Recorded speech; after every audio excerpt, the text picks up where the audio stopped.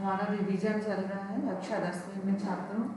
तो हमने कुछ महत्वपूर्ण प्रश्न आपको समझाए थे दोबारा।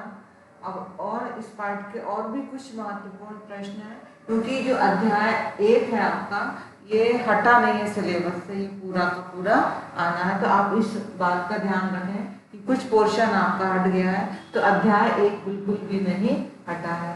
तो इसमें हम देखते हैं कुछ और महत्वपूर्ण प्रश्न हम आपको बतला रहे हैं। जैसे कुछ समीकरण है, तो उनको आपको लिखना है संतुलित करके और बताना है कि उस रासायनिक समीकरण में कौन सी क्रिया हुई है। अब विस्थापन अभिक्रिया, संयोजन अभिक्रिया आप पहले पढ़ चुके हो, तो ये मैं प्रश्न लिख रही हूँ।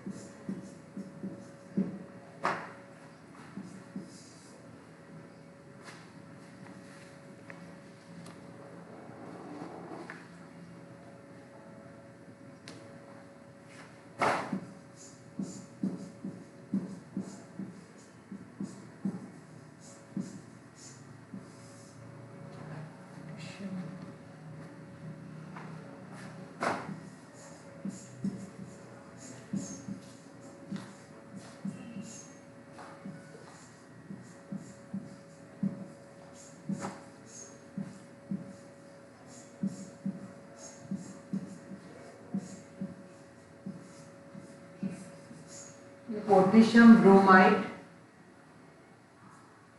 और बेरियम आयोडाइड ये क्रिया करते हैं और बनता है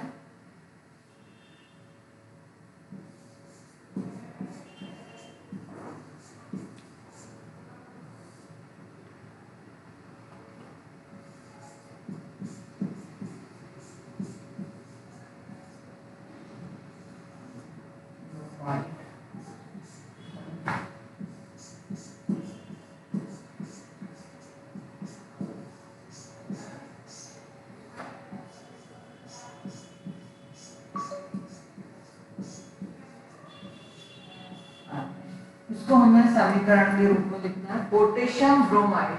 पोटेशियम ब्रोमाइड का जो सूत्र है वो है KBr। बेरियम आयोडाइड BaI और बनता है बेरियम ब्रोमाइड। बेरियम ब्रोमाइड ये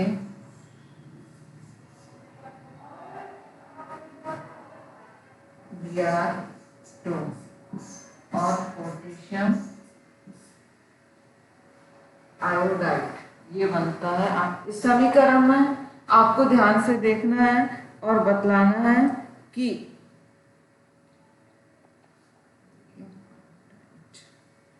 बेरियम आयोडाइड का यहाँ फार्मूला होगा 2 कि ये क्रिया मतलब किस प्रकार की है।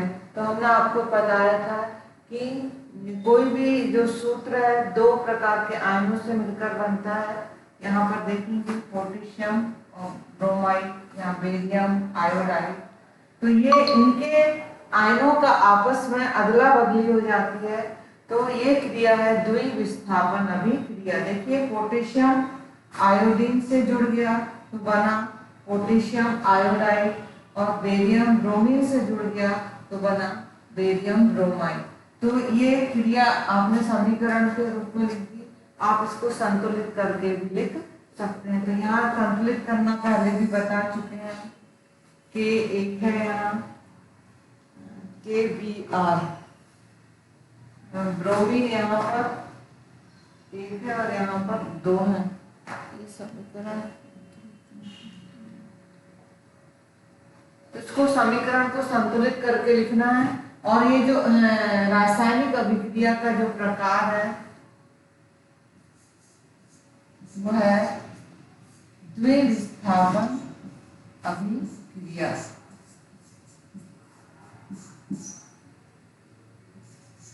द्विविस्थापन, विस्थापन अलग होता है और द्विविस्थापन अलग होता है, क्योंकि दोनों के आयनों की अदला बदली हो रही है। इस प्रकार प्रश्न परीक्षा में आते हैं आपको। तो ये आपको संयोजन अभिक्रिया, विस्थापन अभिक्रिया, इसका एक और दूसरा उदाहरण, दूसरा प्रश्न हम और लिखते हैं आपको।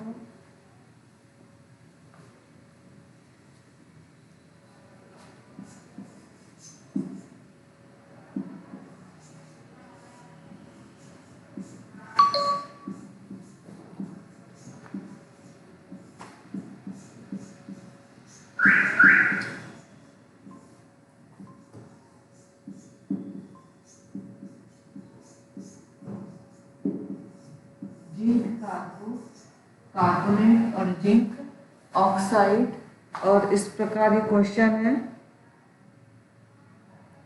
जिंक ऑक्साइड होगा, ये थोड़ा सा यहाँ पर गलत हो गया है।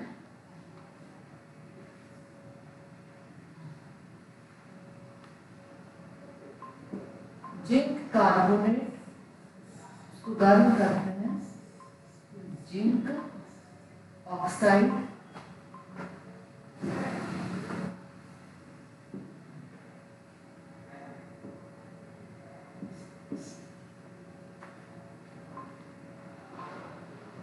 और कार्बन डाइऑक्साइड।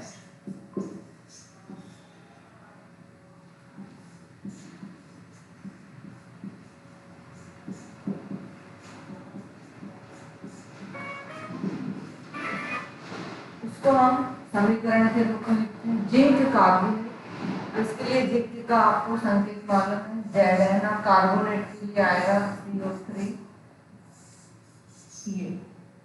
ये एकल अभिकारक है, ये टूटता है जिंक ऑक्साइड, ZnO और CO2। तो अब आपको मालूम है जब एकल उत्पाद रहता है और अभिक्रिया के पश्चात 2 या 2 से अधिक उत्पादों में टूट जाता है, इस क्रिया को बोलते हैं वियोजन क्रिया। ये आपको ऐसा समीकरण के रूप में लिखना है। और इस क्रिया का जो प्रकार है, हमारा प्रश्न था कि आप क्रिया का प्रकार बताइए। यह है वियोजन अभिक्रिया। ये आप देख रहे हो, वियोजन अभिक्रिया। समीकरण आप संतुलित भी कर सकते हैं। तो इस वैसे समीकरण, जिंक एक है, यहाँ एक परमाणु, कार्बन है, यहाँ भी कार्बन है और ऑक्सीजन 3। ये समीकरण क्या है? संतुलित है। अब एक और हम उदाहरण दे रहे हैं, इसमें आपको बताना, ये आपकी अभ्यास चल रहा है। आप जितना बार बार अभ्यास करेंगे उतने ही आपको ये सूत्र आपको याद होते चले जाएंगे।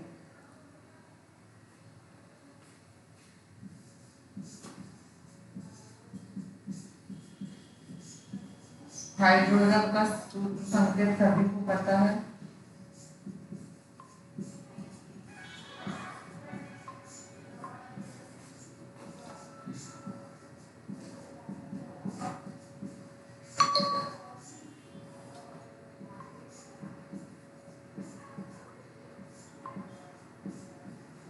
Hydrogen chloride. तो आप इसको समीकरण के रूप में लिखेंगे H2, क्लोरीन के लिए आप लाएंगे Cl2 और हाइड्रोजन क्लोराइड HCl। समीकरण संतुलित कर सकते हैं, या हाइड्रोजन की 2 परमाणु है, क्लोरीन की 2, समीकरण संतुलित हो गया। अब इसमें आपको अभिक्रिया का प्रकार बतलाना है।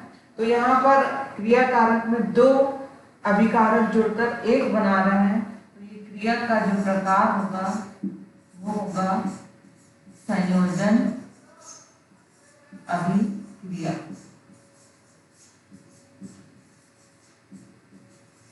संयोजन मतलब दो या दो से अधिक अभिकारक मिलकर एकल उत्पाद बनाते हैं, इसको क्या बोलते हैं? संयोजन अभिक्रिया। अब एक और हम उदाहरण देते हैं।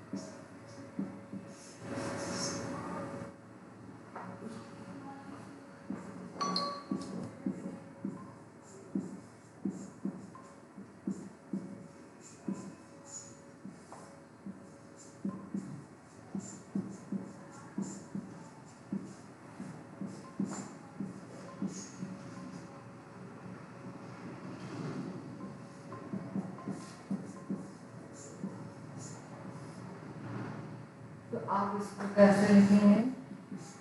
लिखते समय आपको इनके संकेत मालूम होने चाहिए। मैग्नीशियम Mg हाइड्रोक्लोरिक अम्ल, इसका सूत्र HCl। मैग्नीशियम क्लोराइड MgCl2 और हाइड्रोजन H2। तो यहाँ आप देखेंगे कि इस यौगिक में से मैग्नीशियम में हाइड्रोजन इसके साथ जुड़ गया और हाइड्रोजन को क्या कर दिया? हटा दिया। पहले संतुलित भी कर सकते हैं इसको, यहाँ पर आप 2 लगाइए तो समीकरण संतुलित हो गया। और ये अभिक्रिया का जो प्रकार है वो है विस्थापन अभिक्रिया। मैग्नीशियम ने इसमें से हाइड्रोजन को विस्थापित कर दिया, हटा दिया, तो इसलिए इसको बोलेंगे विस्थापन अभिक्रिया।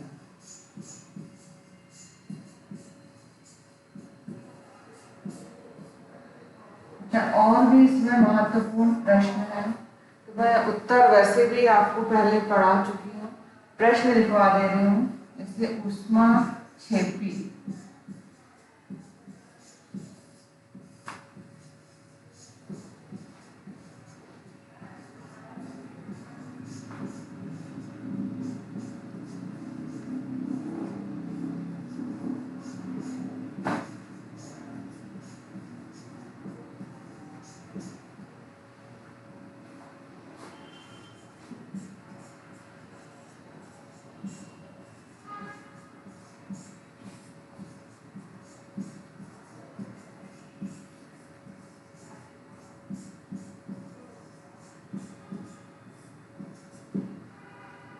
तो इस वीडियो में मैं इतना बढ़ा रही हूँ, इस प्रश्न का उत्तर आप लोग लिख कर लाइए और इस पाठ के कुछ जो शेष प्रश्न हैं उनको हम अगले वीडियो में आपको पढ़ाएंगे। धन्यवाद।